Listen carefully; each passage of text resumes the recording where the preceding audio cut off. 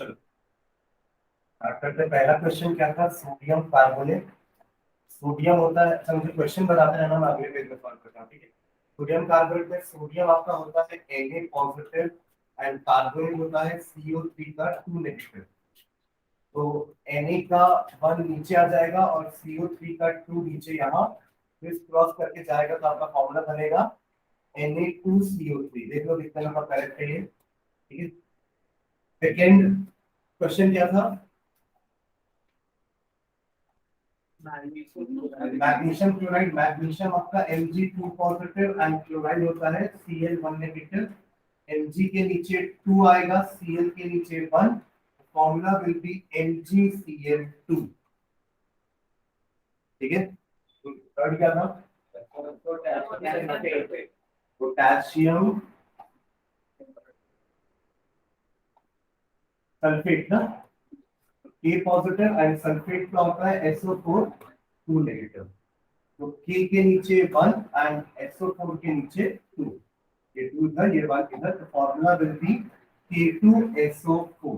देखो जब तक पॉलीएटॉमिक में कोई नंबर नहीं आता है अदर देन 1, हम ब्रैकेट नहीं लगाते हैं, ठीक है। जैसे मैंने यहाँ पे सोडियम कार्बोनेट में भी ब्रैकेट नहीं लगाया, मैंने यहाँ पे सल्फेट में भी ब्रैकेट नहीं लगाया, क्योंकि जो नंबर सल्फेट के पास जा रहा है या कार्बोनेट के पास जा रहा है वो 1 है, तो बाय डिफॉल्ट 1 तो रहते ही है। अब 1 से बड़ा नंबर कोई जा रहा है तो अपन ब्रैकेट लगा के नंबर ब्रैकेट के बाहर लिखते हैं नीचे, ठीक है। क्लियर है सबको यहाँ तक? ये मैंने कुछ लोग के पेपर चेक किए थे, तो आप लोग किसी ने ऐसा लिखा था CO2 को ऐसा। कभी भी फॉर्मूले में ये जो नंबर्स है ये पावर में नहीं जाते हैं, हमेशा नीचे होते हैं सबस्क्रिप्ट में। इसको क्या बोलते हैं अपन? सुपरस्क्रिप्ट। सुपरस्क्रिप्ट में कोई नंबर नहीं दिखाता है, वो आयंस के चार्जेस होते हैं। सुपरस्क्रिप्ट में हम क्या लिखते हैं? आयंस के चार्जेस, ठीक है। फॉर्मूले में हम नीचे ही लिखते हैं, हाँ सबस्क्रिप्ट में, ठीक है। कुछ लोग के पेपर में था, मुझे एग्जैक्टली याद नहीं आ रहा किसके हो रहा था, ठीक है। चलो चौथा बताओ मुझे जल्दी से। Calcium oxide. Calcium Ca2 positive, oxide O2 negative. Ca के नीचे 2 आएगा, O के नीचे 2 आएगा, तो फॉर्मूला विल बी CaO, ठीक है। मैं आप लोगों को ये चीज बताया था कि ये Na पॉजिटिव ही क्यों बनाएगा, क्योंकि सोडियम का एटॉमिक नंबर होता है 11, इसका कंफिगरेशन होता है 2,8,1। लाइन तो पढ़े अपन, तो इसको एक इलेक्ट्रॉन लूज करना है ताकि इसका ऑक्टेट कंप्लीट हो जाए, इसलिए ये 1 पॉजिटिव होता है। 2 पॉजिटिव क्यों नहीं होता, 3 पॉजिटिव क्यों नहीं होता, नेगेटिव क्यों नहीं होता, ये उसका आंसर है। समझ में आ रहा है? वैसे ही मैग्नीशियम के पास आखिरी वाले शेल में 2 इलेक्ट्रॉन होते हैं 2,8,2, तो इसको भी 8 करने के लिए ये 2 लूज करना होता है, तो इसका क्या हो जाएगा? Mg2 positive. जितने इलेक्ट्रॉन कोई एटम लूज करता है उतना ही पॉजिटिव चार्ज उसे मिलता है, और वाइस वर्सा, जितने इलेक्ट्रॉन वो गेन करेगा उतने ही नेगेटिव चार्ज वो अटेन करेगा। समझ गए? वैसे K पॉजिटिव में K का आपका हो जाता है एटॉमिक नंबर 19, कॉन्फ़िगरेशन 2,8,8,1। एक इलेक्ट्रॉन लूज करेगा इसलिए K पॉजिटिव, ठीक है। ओके, कैल्शियम वाला हो गया। फिफ्थ क्या था? आयरन 2 बोल दिया, मतलब 2 पॉजिटिव वाला हो गया, और सल्फेट वाली पीछे लेके थे SO4 2 नेगेटिव, तो फॉर्मूला विल बी Fe2SO4 के नीचे 2, ये 2 आपस में कैंसिल हो जाएगा। कैंसिल हो सेंस आप दोनों को 2 से डिवाइड करोगे HCl से, तो कैंसिल होके 1 रहेगा, तो आपका फॉर्मूला बनेगा FeSO4। समझ गए? फिर क्या था? लेड 2 नाइट्रोजन की, लेड भी 4 वाला भी बनाता है, लेड का एक ऑक्सीडेशन नंबर 4 भी होता है, इसलिए मैंने ब्रैकेट में 2 मेंशन कर दिया है। जैसे कॉपर का भी 2 होता है, कॉपर का 1 भी होता है, कॉपर का 2 भी होता है, ठीक है। आयरन का 2 होता है, 3 भी होता है। तो ऐसे जिनका वेरिएबल वैलेंसी होती है ना, उसके नाम के ब्रैकेट में वो रोमन लेटर में उसका वैलेंसी लिखा रहता है। जैसे आयरन की वैलेंसी 2 भी होती है, 3 भी होती है, तो मैंने ब्रैकेट में 2 मेंशन कर दिया था, ठीक है। वैसे लेड की 2 होती है, 4 होती है, तो मैंने ब्रैकेट में 2 मेंशन कर दिया, ठीक है। चलो, Pb2 पॉजिटिव, और मतलब क्या था साथ में क्या बनाना? नाइट्रेट। नाइट्रेट होता है NO3 का 1 नेगेटिव, तो Pb के नीचे 2 आ जाएगा, NO3 के नीचे 1 आ जाएगा। अब ये 2 इधर आने वाला है, इसलिए मैं नाइट्रेट को ब्रैकेट में रखूंगा, नाइट्रेस। समझ गए? अभी तक हमने ब्रैकेट नहीं लगाया था कहीं पे भी, बट यहाँ ब्रैकेट लगेगा। समझ गए? ये ऑक्साइड आया है ऑक्सीजन से। ऑक्साइड कहां से आया है? ऑक्सीजन से। तो ऑक्सीजन का एटॉमिक नंबर 8, इसका कॉन्फ़िगरेशन 2,6। ये 2 इलेक्ट्रॉन गेन करेगा ताकि आखिरी वाले शेल में 8 हो सके। तो इसका कॉन्फ़िगरेशन 8 करने के लिए ये 2 इलेक्ट्रॉन क्या करेगा? गेन करेगा। ठीक है, जिसके कारण इसको मिल जाएगा 2 नेगेटिव। समझ गए?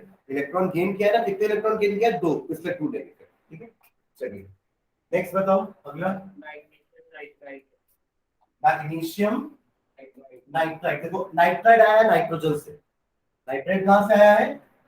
नाइट्रोजन से। नाइट्रोजन का एटॉमिक नंबर 7, कॉन्फ़िगरेशन 2,5। इसको 8 करने के लिए कितने इलेक्ट्रॉन चाहिए? 3। 8 मतलब आखिरी शेल में 8 होगी। अभी इतने देर से वही तो कर रहे हैं, आखिरी शेल में तो 8 कर रहे हैं। तो इसके पास तो 8 इलेक्ट्रॉन है पहले से। आखिरी शेल में 8 इलेक्ट्रॉन होने चाहिए। ये है ऑक्टेट रूल के हिसाब से। ठीक है, तो यहाँ इसको 3 इलेक्ट्रॉन चाहिए, तो ये 3 इलेक्ट्रॉन गेन करेगा। तो इसका क्या हो जाएगा? N3 negative. समझ गए क्या? हाँ, तो मैग्नीशियम के नीचे 2 लिखोगे, N के नीचे 3 लिखोगे। समझ में आ रहा है? ये 3 इधर जाएगा, ये 2 इधर जाएगा। तो फॉर्मूला क्या बन जाएगा? Mg3N2 magnesium nitride. ठीक है, चलो नेक्स्ट क्वेश्चन नंबर 8 क्या था? सोडियम का Na पॉजिटिव सल्फाइड आया है सल्फर से। सल्फर का एटॉमिक नंबर 16, कॉन्फ़िगरेशन 2,8,6। इसको भी 2 चाहिए 8 करने के लिए। तो ये H2 नेगेटिव। समझ गए? वो गेन करेगा। तो फॉर्मूला क्या हो जाएगा? Na के नीचे 1, S के नीचे 2।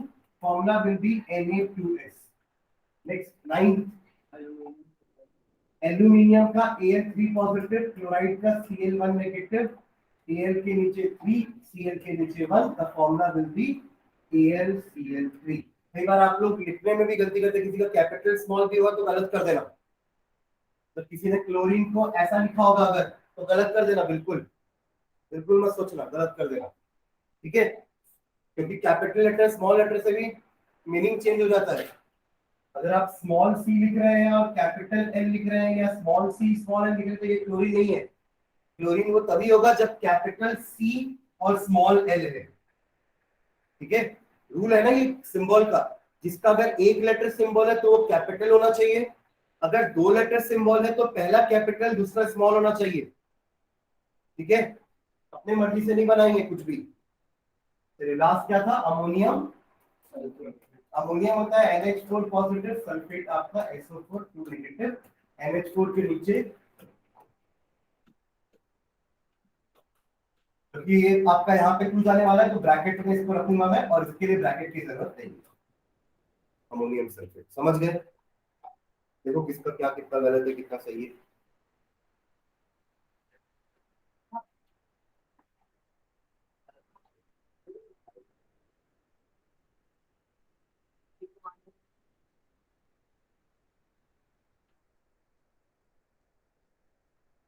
कोई ऐसा जिसका पूरा सही है? हम्म, बस 9। और 9 वाले 9। तुम लोग क्या? तेरा गुंजेश, आपका श्रुति। क्यों ऐसा? कृतिका। ठीक है, यश, उसको क्या दिखा रहा है?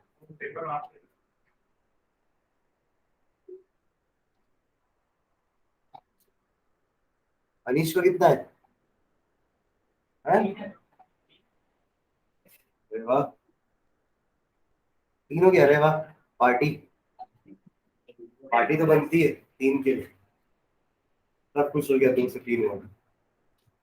नैतिक 7, तेरा 5। चेक नहीं हुआ क्या उसका भी कर? हाँ, क्या कर रहा था जब मैं यहाँ बता रहा था? तुम्हारे निशान पे तीनों क्यों बात? ये तो कहाँ से आया तू? यही का है, इसी प्लैनेट का है।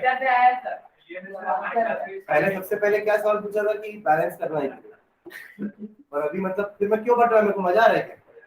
पासिंग द पार्सल खेल रहे क्या अपन यहाँ पे? फिर को लगा वहीं से फिर वहीं करता नेट CO3 कुछ दिखाया नहीं है पूरा वो।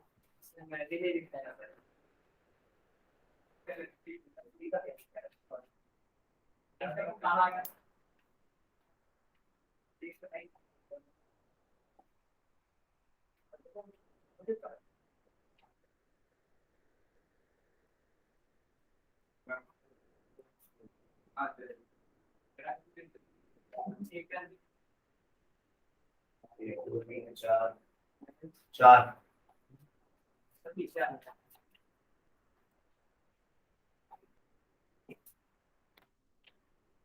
तो दिन का 8, 9, 10 है, ठीक है।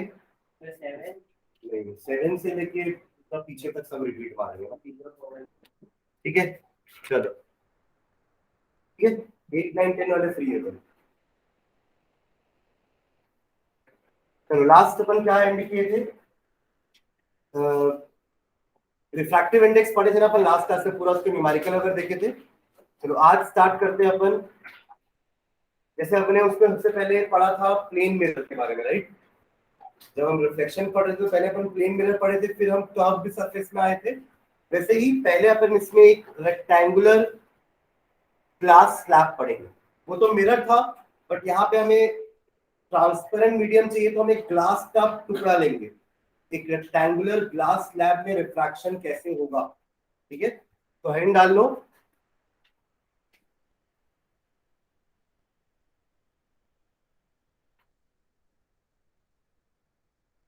Refraction through a rectangular glass slab. Refraction through a rectangular glass slab.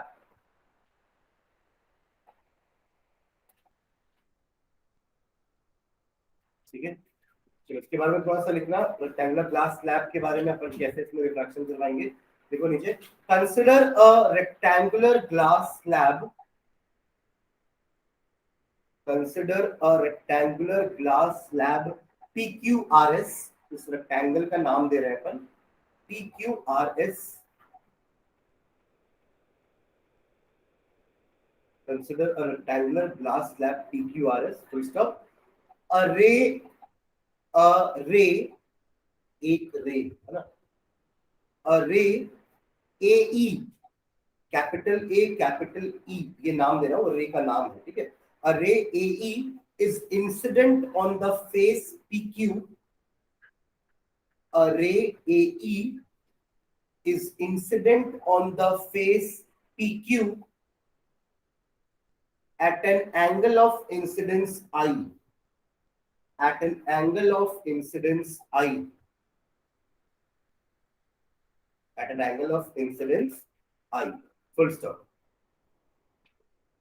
थोड़ा सा जगह छोड़ के डायग्राम भी बनाते चलेंगे जो जो लिख रहे हैं, ठीक है? क्या बोल रहे हैं अपन? Consider a rectangular glass slab.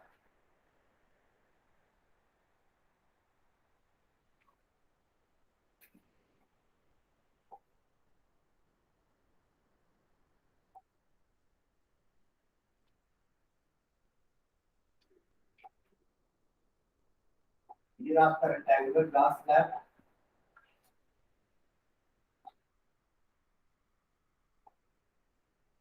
ठीक है, इसको नाम क्या दे रहे हैं अपन? PQRS,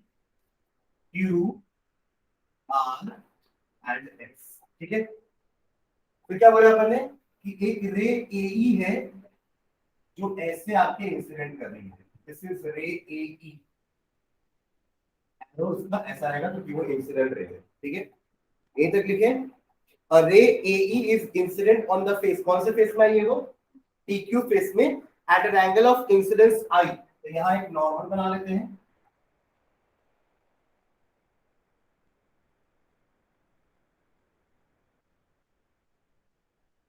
ये हो जाएगा आपका एंगल। समझ में आ गया?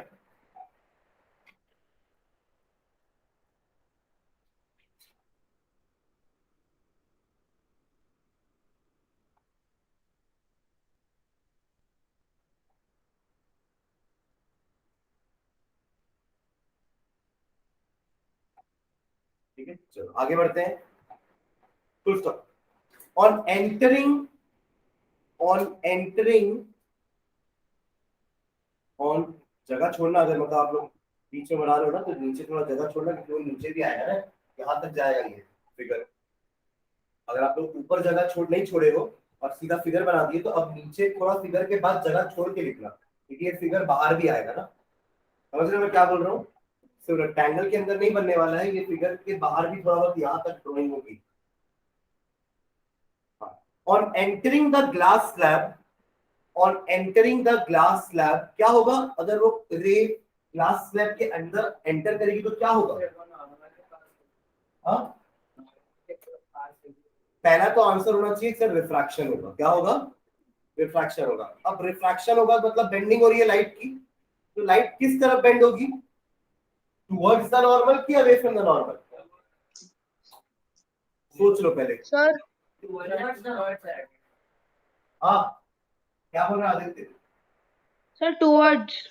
टुवर्ड्स, क्योंकि आपका जो लाइट है वो रेयरर से डेंसर जा रहा है। Air is rarer medium, right, and glass is a denser medium.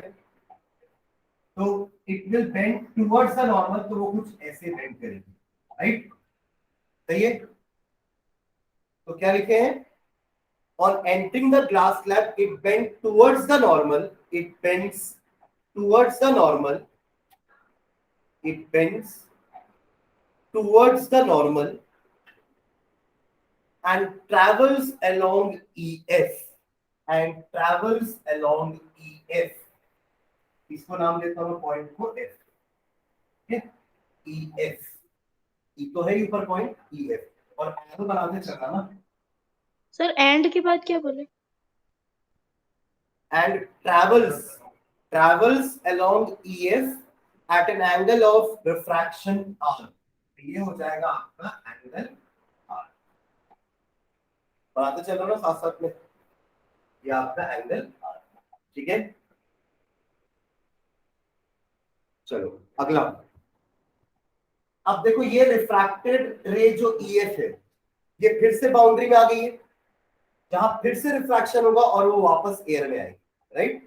तो लिखो एक और पॉइंट, द रिफ्रैक्टेड रे EF, the refracted ray EF, the refracted ray EF is incident on face SR, is incident on face SR या RS जो बोलना है बोल लो, is incident on the face SR at an angle of incidence R dash, at an angle of incidence R dash, at an angle of incidence R dash। मतलब अब ये F point पे जो मैं नॉर्मल बनाने वाला हूं, ये जो एंगल बनेगा, ये एंगल क्या होगा? R dash. समझ रहे हो क्या? ये समझ में आ रहा है मैंने कैसे बनाया? आप लोग वही बना लेना, R डैश अगर जगह हो तो, ठीक है? आ रहा है समझ में डायग्राम? हाँ हाँ, ये नॉर्मल है, डॉटेड लाइन जो बनाया हूं, और ये आपका समझ में आ रहा है सबको? ठीक, फिर से बनाओ थोड़ा। ठीक, ठीक है। R डैश वो भी एंगल ऑफ इंसिडेंस ही होगा, क्योंकि आपकी रे इंसिडेंट कर रही है ना यहाँ पे, ठीक है? चलो अगला, नेक्स्ट पॉइंट, द इमर्ज्ड रे FD, द इमर्ज्ड रे FD, द इमर्ज्ड रे FD, FD। अब यहां ध्यान देना, अब आपका होगा denser to rarer, right? Now the ray will bend away from the normal. समझ गए क्या? The ray will bend away from the normal, और इसका नाम क्या दे रहे हैं अपन? F, और ये T। समझ रहे हो? इसको इमर्ज्ड रे बोल रहे हैं। इमर्ज्ड मतलब जो बाहर आ रही है, इमर्जिंग, ठीक है? बाहर आती हुई को अपन इमर्जिंग रे बोलते हैं, ठीक है? तो द इमर्ज्ड रे FD bends away from the normal, bends away from the normal, the emerged ray FD bends away from the normal at an angle of refraction E, at an angle of refraction E, angle of emergence भी बोल सकते हैं इसको, ई, ये वाला angle. जितने भी angle बन रहे हैं सब नॉर्मल से ही बनेंगे, याद रखना, पहले ही बताया मैं 2-3 बार, ठीक है। तो अगर आप देखोगे ना ध्यान से, अगर आप इसको आगे प्रोड्यूस करते हो तो ये लाइन आपको इसकी पैरेलल दिख रही होगी, देखना। सब ऑब्जर्व करो इस लाइन को। हमने स्टार्ट कौन से रे से किया था? एई रे से किया था। वो रे एई पहले बेंड हुई, ईएफ बनी, फिर बेंड हुई, एफडी बनी। समझ रहे हो? हमने स्टार्ट किया था एई से, वो 2 बार बेंड होके अब एफडी बन चुकी है। अगर ये ग्लास स्लैब नहीं होता तो वो रे स्ट्रेट जाती लाइक दिस, आते, but because of this glass slab वो रे थोड़ी सी खिसक गई इस तरफ।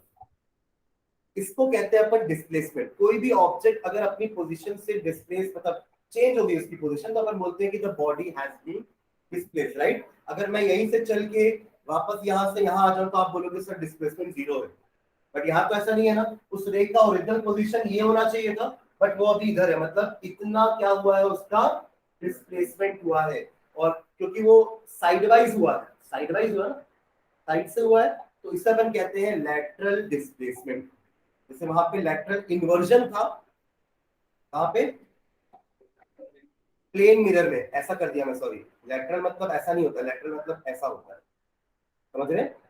लैटरल का मतलब साइडवाइज होता है, ठीक है, और अपसाइड डाउन मतलब आप ऐसा कर दिए। समझ में आ रहा है ना? तो वहां जैसे अपन प्लेन मिरर में पढ़े थे ना एम्बुलेंस वाला, कि हमने क्यों एम्बुलेंस को हम क्यों ऐसा उल्टा लिखते हैं, लेटरल इन्वर्जन क्यों करते हैं? क्योंकि हमारा मिरर का प्रॉपर्टी कि वो हर चीज को लेटरली इन्वर्ट करके दिखाता है। तो वहां पे लेटरल इन्वर्जन था, लेटर अपनी जगह ही इन्वर्ट हो जाता है, इसलिए वहां पे डिस्प्लेसमेंट नहीं यूज किए, क्या यूज किए? इन्वर्जन।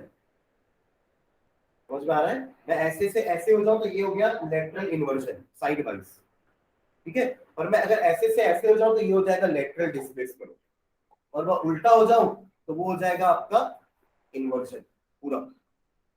तब लेटरल नहीं बोलेंगे, तब अपन अपसाइड डाउन वर्ड यूज करेंगे।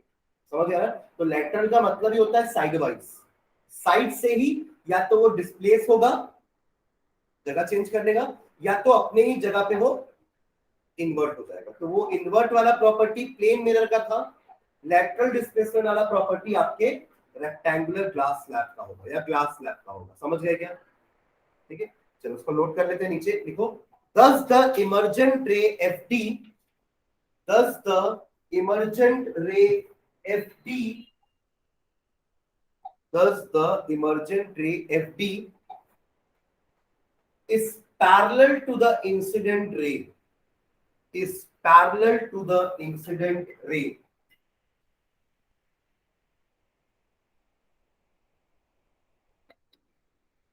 AE, AE, parallel to the incident ray AE. Full stop. There is a shift in the path of light. There is a shift in the path of light. There is a shift in the path of light on emerging from a refractive medium. On emerging from a refractive medium with parallel surfaces या with parallel faces, ऐसा लिखना, with parallel faces, with parallel faces. Parallel face में ही आपको ऐसा दिखेगा कि lateral displacement हो रहा है और वो दोनों लाइट एक दूसरे से पैरेलल है। अगर मैं इसकी जगह ट्रायंगल ले लूं, एक, इसको अपन प्रिज्म बोलते हैं, सुने कभी प्रिज्म?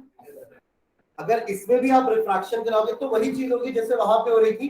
लाइट रे आपकी ऐसे आई, ध्यान देना इधर, ये अपन पढ़ेंगे, हमारा एक चैप्टर है human I and wonderful world, sorry colourful world, ठीक है। तो वहां अपन ये चीज पढ़ेंगे, वंडरफुल वर्ल्ड भी सही है ना? तो ये इंसिडेंट रे है, ठीक है, ये रिफ्रैक्ट हो गई, नॉर्मल वगैरह नहीं बता रहा हूँ, ठीक है, डायरेक्टली बता रहा हूँ। और फिर ये इंसिडेंट रे बनी, फिर रिफ्रैक्ट होके वो ऐसे चलेगी। अब अगर आप इसको आगे एक्सटेंड करते हो तो ये लाइट इस इमर्जेंट लाइट के पैरेलल नहीं है। समझ रहे हो मैं क्या बोलना चाह रहा हूँ? यही सेम चीज हमने अभी रेक्टेंगल में कराई थी, तो हमने ये चीज देखा कि इंसिडेंट रे और इमर्जेंट रे आपस में पैरेलल थी and there was a lateral displacement, but वो तभी पॉसिबल है जब दोनों फेसेस आपस में पैरेलल हो। यहां तो जिस दो फेस में रिफ्रैक्शन हो रहा है वो पैरेलल नहीं है। ट्रायंगल के ये दोनों फेसेस पैरेलल होते हैं क्या? इधर देखा करना जब मैं कुछ बोल रहा हूं तो किसके लिए बोल रहा हूं? क्या देख रहा है नीचे? मैं यहाँ दिखा रहा हूँ, ऐसे कर रहा हूँ, ऐसे कर रहा हूँ, देखना भाई तेरे लिए दिखा रहा हूँ।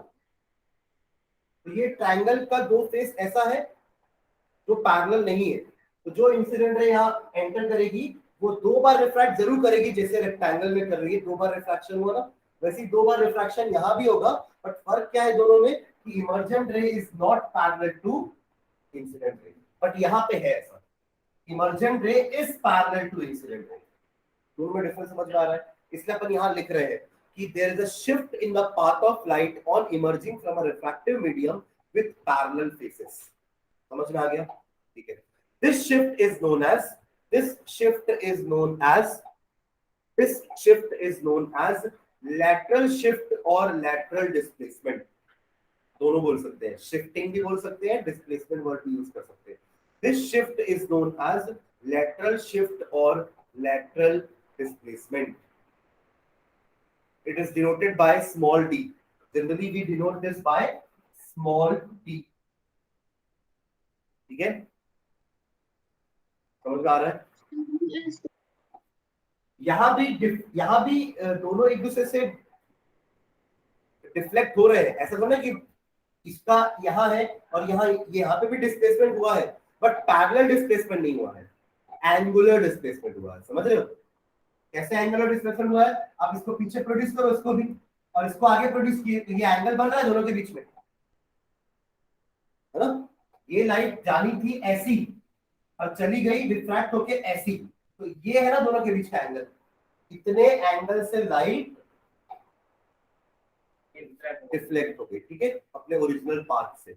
वहां पे खिसकी है, यहाँ पे बेंड हुई है, तो एंगल बना दिया। समझ में आ गया ना? तो अपन पढ़ेंगे इसके बाद। इसको बोलते हैं एंगल ऑफ डेविएशन। डेविएट होना मतलब अपने पाथ से भटक जाना। तो अभी वो पाथ से ऐसे भटक रही है, समझ रहे हो, और उसमें पाथ से वो ऐसे भटक रही है, जाते जाते जाते जाते वो ऐसे हुई, तो एंगल बना के डिफ्लेक्ट हुई ना। वहां पे तो पूरा लेटरल शिफ्टिंग हुआ है रेक्टेंगुलर ग्लास स्लैब में। समझ में आ रहा है क्या? चलो नीचे एक लेटरल शिफ्ट करके हेडिंग डालना, लेटरल शिफ्ट, उसका डेफिनेशन लिखते हैं।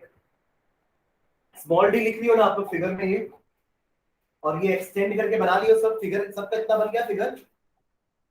हाँ, इसमें सब एक एक वर्ड समझ में आ रहा है क्या लिखा है? ई का मतलब क्या है, एफ ई क्या है, आर डैश क्या है, आई क्या है, आर क्या है, स्मॉल डी क्या है, पी क्यू आर एस क्या है, सबको पता? क्लियर है? चलो लिखो नेक्स्ट, लेटरल शिफ्ट हेडिंग डालना। इसमें लिखो it is the perpendicular distance, it is the perpendicular distance, it is the perpendicular distance.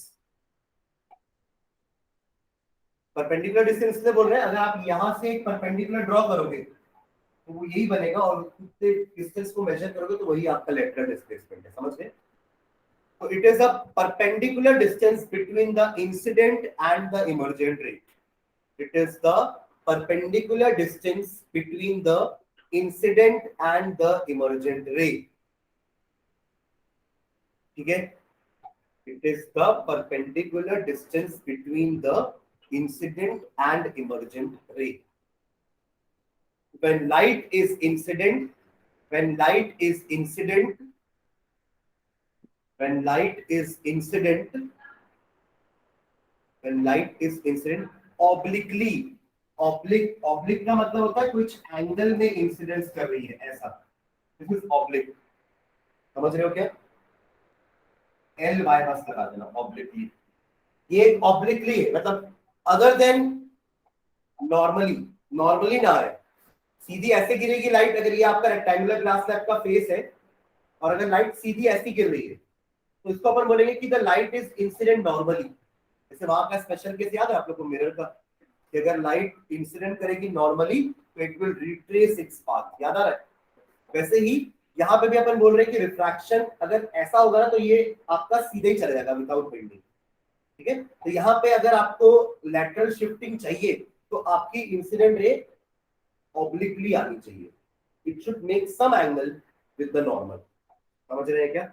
Not 0 degree, ऐसे में तो 0 डिग्री है ना एंगल ऑफ इंसिडेंस, ठीक है? चलो आगे बढ़े। obliquely on a refracting slab with parallel surfaces, on a refracting slab, इसको स्लैब बोलते हैं ना, स्लैब, एक कांच का टुकड़ा, ग्लास स्लैब, जैसे आप लोग वो देखते हो ना बर्फ का, उसको भी स्लैब बोलेंगे ना आप, बर्फ की सीढ़ी जो बोलते हैं वो स्लैब है, मतलब समझ गए shape? obliquely on a refracting slab with parallel faces, with parallel faces।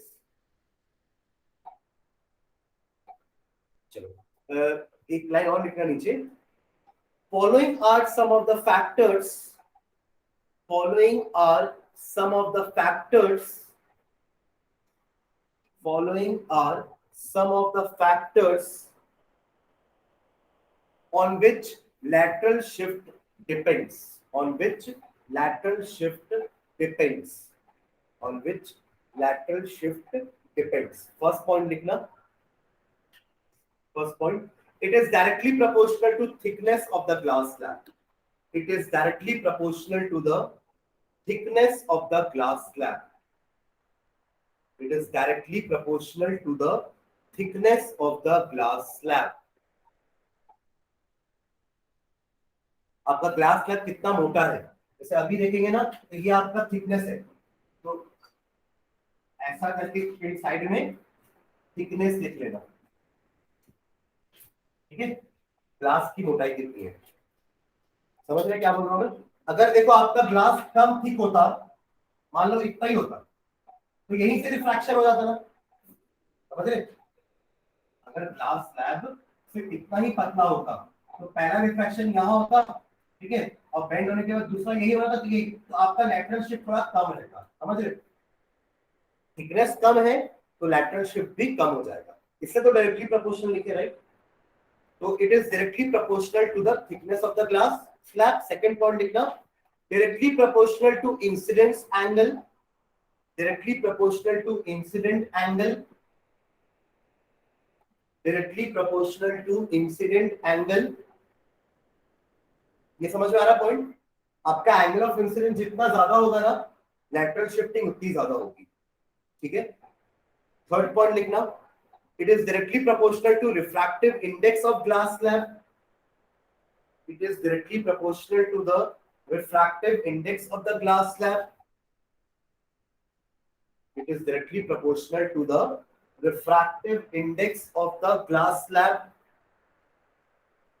हमने रिफ्रैक्टिव इंडेक्स पढ़ा था, तो हमने क्या बात की थी कि रिफ्रैक्टिव इंडेक्स बताता है कि बेंडिंग कैसे होगी, कितनी होगी, तो जितनी ज्यादा बेंडिंग होगी उतना ज्यादा आपका लैटरल शिफ्ट होगा, समझ में आ रहा है? मतलब बेंडिंग अगर और ज्यादा होती तो ये लाइन और इधर बनती, ये फिर और इधर से स्टार्ट होती, तो आपका लैटरल शिफ्ट बढ़ जाता, ठीक है? तो आपके रिफ्रैक्टिव इंडेक्स से भी डायरेक्टली प्रोपोर्शनल। और लास्ट पॉइंट लिखना, it is inversely proportional to the, it is inversely proportional to the, it is inversely proportional to the wavelength of incident light, wavelength of incident light, wavelength of incident light, wavelength of incident light।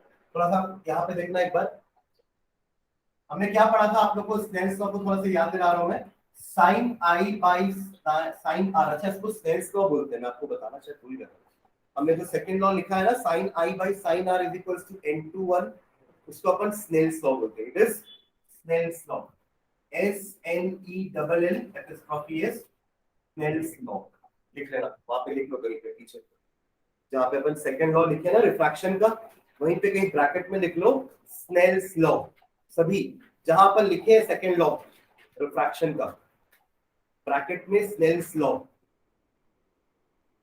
लिखिए sir.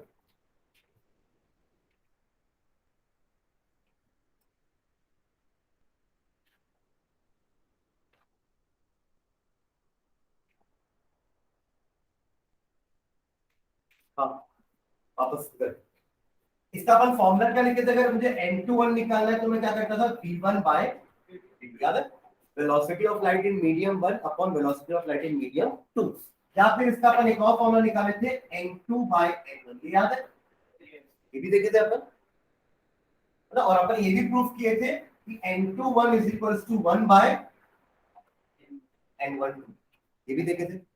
The refractive index of medium 2 with respect to medium 1 is the reciprocal of refractive index of medium 1 with respect to medium 2, ठीक है। यही आपका जो v लिखा हुआ है ना, आपका वेलोसिटी, फ्रीक्वेंसी और वेवलेंथ का एक रिलेशन होता है, ध्यान देना। वेलोसिटी का यूनिट क्या होता है, कोई बताएगा मुझे, वेलोसिटी का यूनिट क्या पर सेकंड, वेवलेंथ क्या है, एक लेंथ है ना, तो उसका यूनिट क्या होगा, मीटर, और फ्रीक्वेंसी का यूनिट क्या होता है, फ्रीक्वेंसी का पर सेकंड, फ्रीक्वेंसी का यूनिट हर्ट्ज बोलते हैं ना अपन, हर्ट्ज, हर्ट्ज का मतलब पर सेकंड होता है, फ्रीक्वेंसी का मतलब क्या होता है, नंबर ऑफ साइकिल्स पर सेकंड, आप एक सेकंड में कितना साइकिल कर रहे हो उसे अपन फ्रीक्वेंसी कहते हैं, राइट, मतलब पर second is the unit of frequency.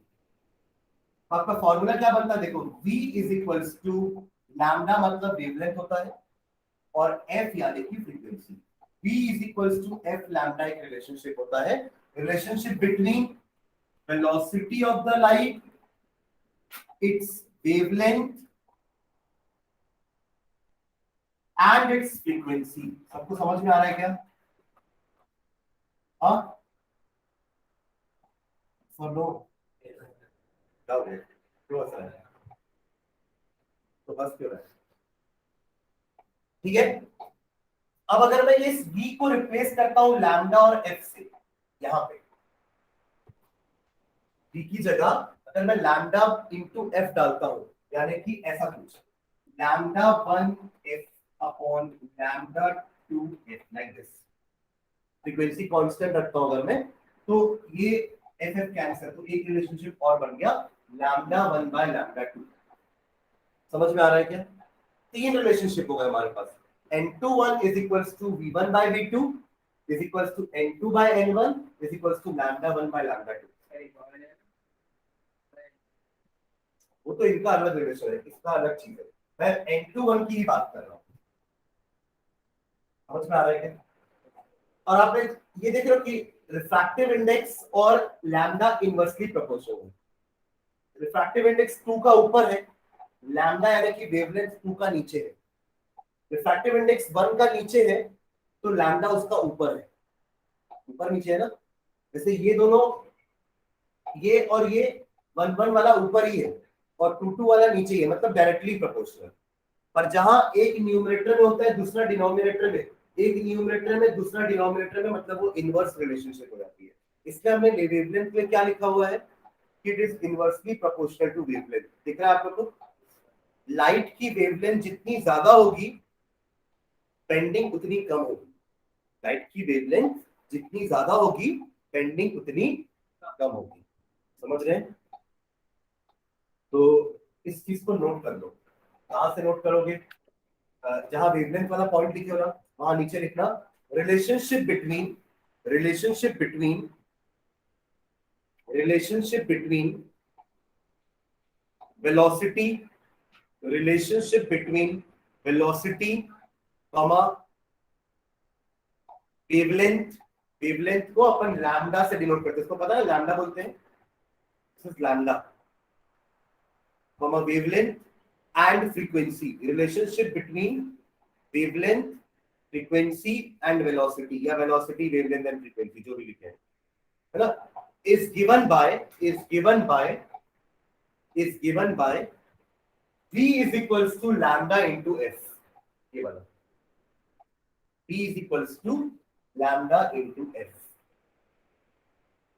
ठीक है। फिर नेक्स्ट लाइन में लिखेगा, we know that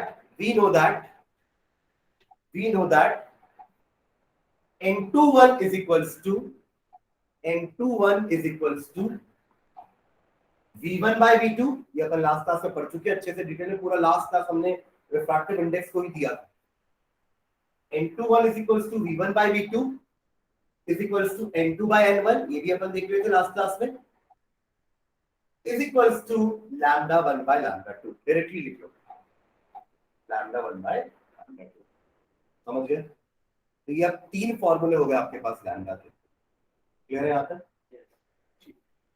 अब मैंने बोल दिया यहाँ पे ये पैरेलल है, तो मेरे बोलने से मान लो ये दोनों पैरेलल है, हाँ बोलने से मान लो पैरेलल नहीं है बोल दूंगा, तो भी मान लो, तो कुछ एक प्रूफ होना चाहिए ना कि ये दोनों पैरेलल है। अगर पता है अगर दो दो दो पैरेलल लाइंस होती है तो उनके वो करस्पॉन्डिंग एंगल्स क्या, alternate angles, interior alternate angles, ये सब इक्वल होते हैं ना। अगर ये दो आपकी पैरेलल लाइन है और ये क्या बोलते हैं, ट्रांसवर्स बोलते हैं ना, तो ट्रांसवर्सल, तो ये एंगल और ये एंगल बराबर होता है, इसे क्या बोलते हैं अपन, करस्पॉन्डिंग एंगल्स, राइट। और ये एंगल भी बराबर होता है, इसे अपन क्या कहते हैं, अल्टरनेट एंगल्स। पढ़ते हो ना आप थ्योरम में पढ़े होंगे ना, तो ये दोनों इक्वल है, ये दोनों इक्वल है, इसलिए ये दोनों भी इक्वल है, इस टाइप का कुछ कुछ प्रूफ करे होंगे ना आप लोग क्लास 9 में।